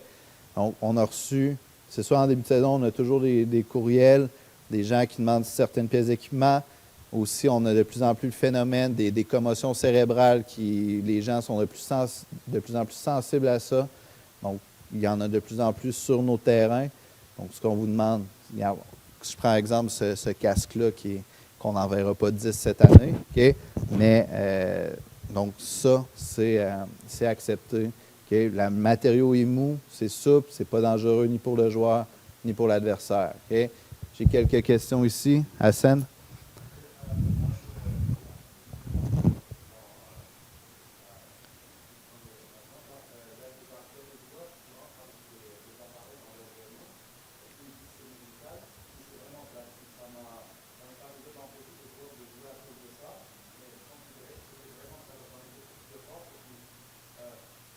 OK, là, ici, on... OK.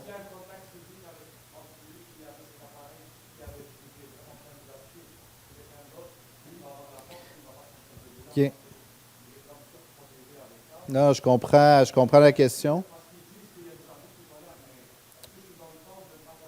En fait, on parle ici d'une orthèse orthopédique qui est en plastique. Ce que je vous demande, c'est vous assurer que ce ne soit pas fait de métal et l'orthèse doit être entièrement recouverte. OK? Il y a des gaines qui se vendent. OK? Les gens qui font du sport avec ces orthèses-là, souvent ça vient avec une gaine qui est entièrement recouverte. Tu me dis non? OK. Non, Sébastien, tu avais l'air de dire non. OK? Non, ça, donc ça vient avec une gaine qui est entièrement recouverte sur l'orthèse. Ce que vous demandez, c'est que cette orthèse-là soit recouverte tout simplement. Si le joueur, la joueuse n'a pas sa gaine, ben, vous demandez à ce que ça soit recouvert d'un matériel mou, exemple du ruban ou des choses comme ça. OK? Mais effectivement, le joueur ne doit pas jouer avec le plastique à l'air. On peut dire ça comme ça.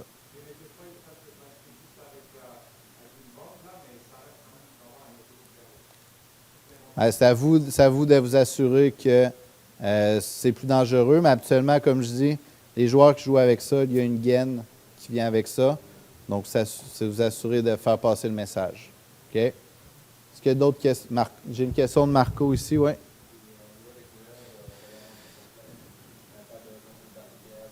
Au niveau des équipements, non, au niveau des équipements de protection, il n'y a pas de consigne particulière au niveau des couleurs. OK? J'ai une question d'Alex ici. Non, on y a répondu. Excellent. Est-ce qu'il y a d'autres questions par rapport au type d'équipement? Oui, Marwan. OK, la question, c'est est-ce que les turbans sont autorisés? En fait, au niveau des lois du jeu, on ne parle pas de turban ni de hijab, on parle ici de couvre-chef. OK? Le couvre-chef, un joueur peut porter un couvre-chef, il doit être soit de couleur noire ou soit de la couleur dominante du maillot. OK? Donc, c'est les deux conditions.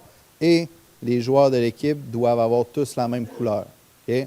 Ensuite, le couvre-chef, OK, il ne doit pas être attaché au maillot. OK? Ça ne doit pas être attaché. Et l'autre point, c'est qu'il ne doit pas avoir d'élément qui sort du couvre-chef.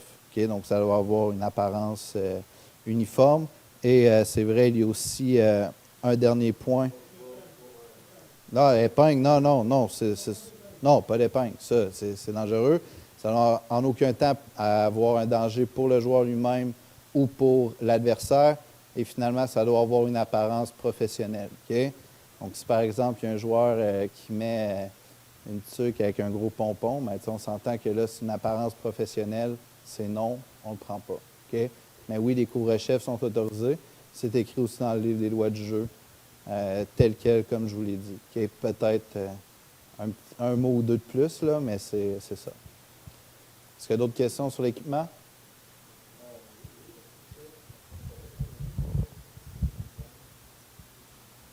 J'ai une caisse qui pose la question, est-ce que le hijab s'est accepté?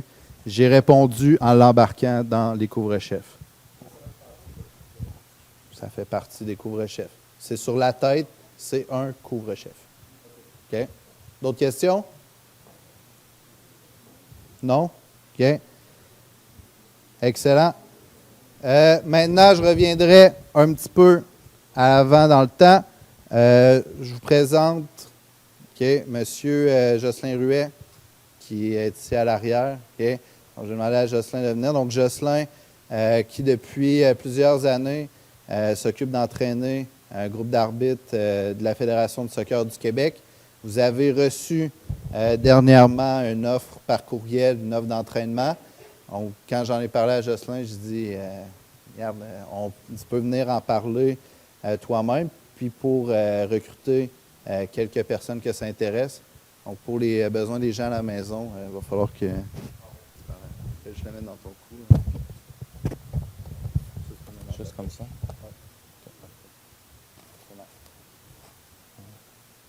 C'est pas long. Bon, Comme ça. Bon, OK. Bon, bien, bonjour tout le monde. C'est ça, je me nomme Jocelyn Rueff. Ça fait quand même quelques années que j'entraîne les arbitres de la Fédé. Les arbitres provinciaux, il y en a qui sont nationaux et internationaux. Alors, les entraînements qu'on fait, c'est vraiment pour vous aider à vous améliorer, à réussir vos tests physiques. Le test des 150 mètres qui est nouveau depuis cette année, je crois. Mais à un certain niveau, ce n'est pas seulement juste réussir le test non plus. Alors, c'est important de se démarquer quand un arbitre à un certain niveau aussi parce qu'il regarde beaucoup aussi par rapport à vos fréquences cardiaques. Alors, si vous, durant le temps de récupération, quand vous marchez, est-ce que vos fréquences cardiaques diminuent beaucoup, ainsi de suite? Alors, c'est une façon de regarder s'il y a une amélioration et si vous êtes plus en forme que d'autres types d'athlètes qui ont réussi également le test. Alors, c'est important. Et ce test-là aussi, qu'est-ce qu'il vise en réalité? C'est un petit peu les trois métabolismes, le système aérobie, anaérobie, lactique puis alactique, parce qu'il y a des sprints, c'est fait sur une courte durée, mais étant donné le volume du test comme tel, parce que c'est environ 3 km d'intervalle, ça demande un petit peu les trois types de métabolismes. Alors, c'est important d'avoir des intervalles, des entraînements très spécifiques. Alors, c'est ça qu'on fait les lundis, mercredis.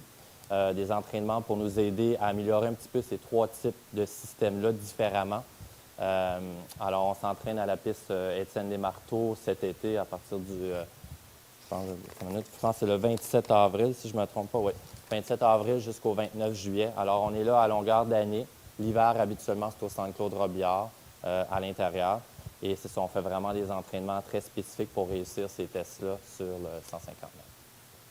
Alors, vous êtes les bienvenus. Si jamais vous avez des questions également, je peux vous répondre face à la préparation, si vous voulez, un petit peu de ce type de test-là spécifique. Je ne sais pas si vous avez des questions, certaines personnes. En tout cas, vous êtes les... Oui? OK. Le coût, c'est 240 si vous avez des assurances, je crois, et 200 sans assurance. C'est pour 2 fois par semaine. C'est à 7 heures, les lundis, mercredis, de 7 h à 8 h 30. Sur la piste Étienne-Desmarteaux, si vous ne le savez pas, c'est à Montréal. C'est sur Beaubien et la 18e avenue environ. Et il n'y a pas de carte de membre qui est exigée là-bas. Alors, tout le monde a accès libre à la piste. Alors, c'est là qu'on s'entraîne pour l'été, cet été. Et c'est ça, c'est 200 $, c'est les lundis, mercredis. C'est 1h30 environ la séance. Et c'est sur 14 semaines, du 27 avril jusqu'au 29 juillet. Alors, ça revient grosso modo peut-être à 15 $ par semaine pour 2 séances d'1h30 environ. Alors, c'est quand même accessible pas mal à tout le monde, je dirais. Et en tout cas, si jamais ça vous intéresse, on fait vraiment des tests, des entraînements très spécifiques pour réussir ça. Maintenant, vous n'avez plus nécessairement le Cooper non plus. L'autre test est un peu plus difficile par rapport aux entraînements à gérer individuellement pour réussir ce test-là. Alors, c'est pour ça que j'offre mes services à la Fédé pour pouvoir vous aider.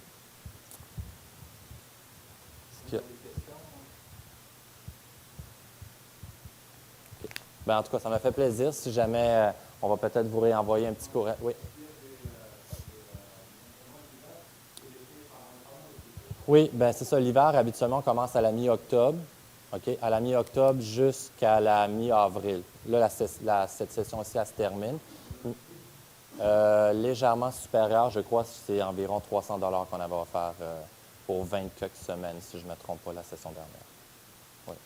Alors, c'est environ un petit peu les mêmes tarifs. L'été, un petit peu moins de semaines, un petit peu moins grand. Puis également, vous pouvez aussi prendre avoir des reçus de la Fédé, des reçus pour mettre comme travailleur autonome et tout ça pour déduire de vos impôts. Ainsi de suite. Alors, bien, si jamais vous allez avoir plus de questions, Mathieu pourrait peut-être vous envoyer mon courriel, ainsi de suite, si jamais vous avez des questions. Ah, OK, oui, dans le formulaire, exactement. Alors, il va vous renvoyer le formulaire, puis vous allez pouvoir communiquer avec moi. Si j'ai d'autres questions, si ce n'est pas juste pour vous inscrire, vous avez des questions spécifiques sur certaines choses, ça va me faire plaisir de pouvoir vous aider. D'accord? Merci.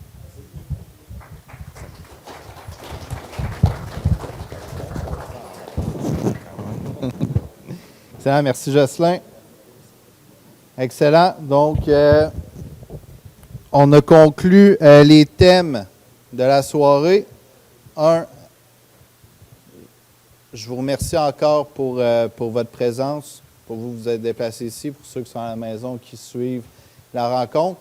Comme je l'ai dit, il va y avoir d'autres réunions de ce type-là.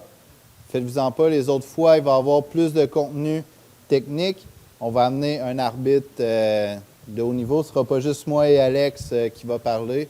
On va essayer de vous divertir un peu aussi. Et avoir du contenu vidéo sur des situations de match.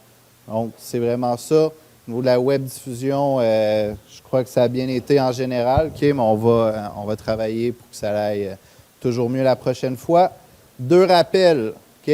S'il vous plaît, 2 derniers rappels. Ceux et celles qui n'ont pas signé la feuille à l'entrée, on en a fait rentrer un groupe à la fin pour pouvoir débuter.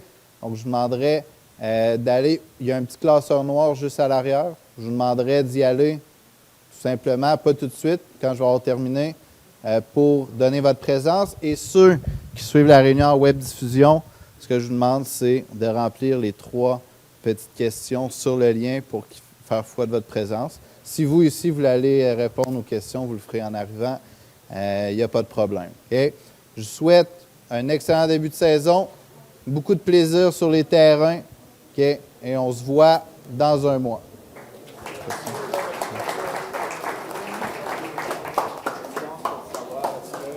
Dans la séance, vous pouvez ajouter 10 minutes de test vidéo. Ici, ça? Ouais, c'est des choses qui vont être possibles.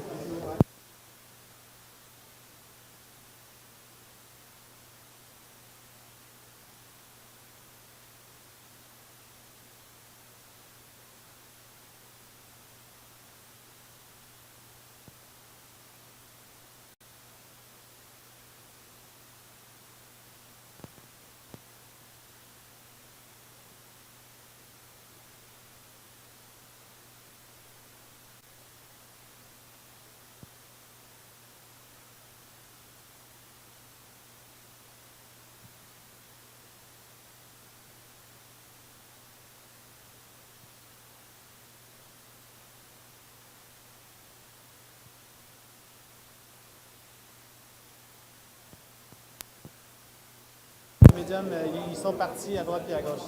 Salut Yannick. Ah, good. C'est bon,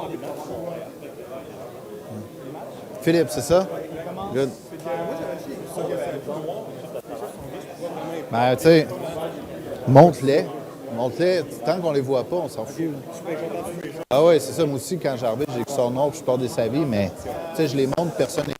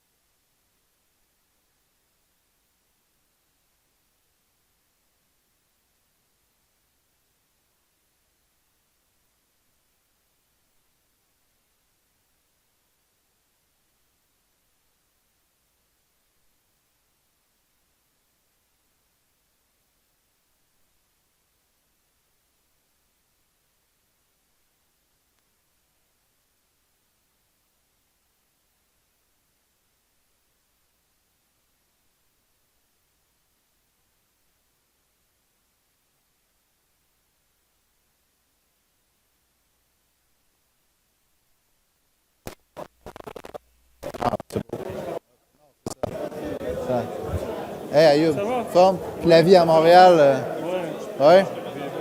La vie est belle? Excellent. Good. Au plaisir. Plaisir. Juste m'attendre ici, je vais aller chercher puis je reviens.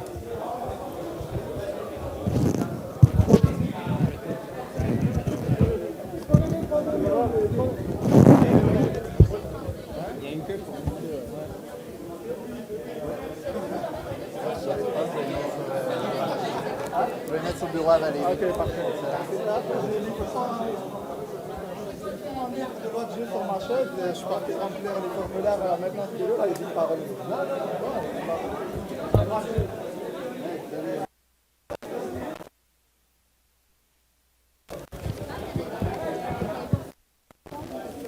Ben, allez-y, mais en fait, dis-leur qu'on va leur remettre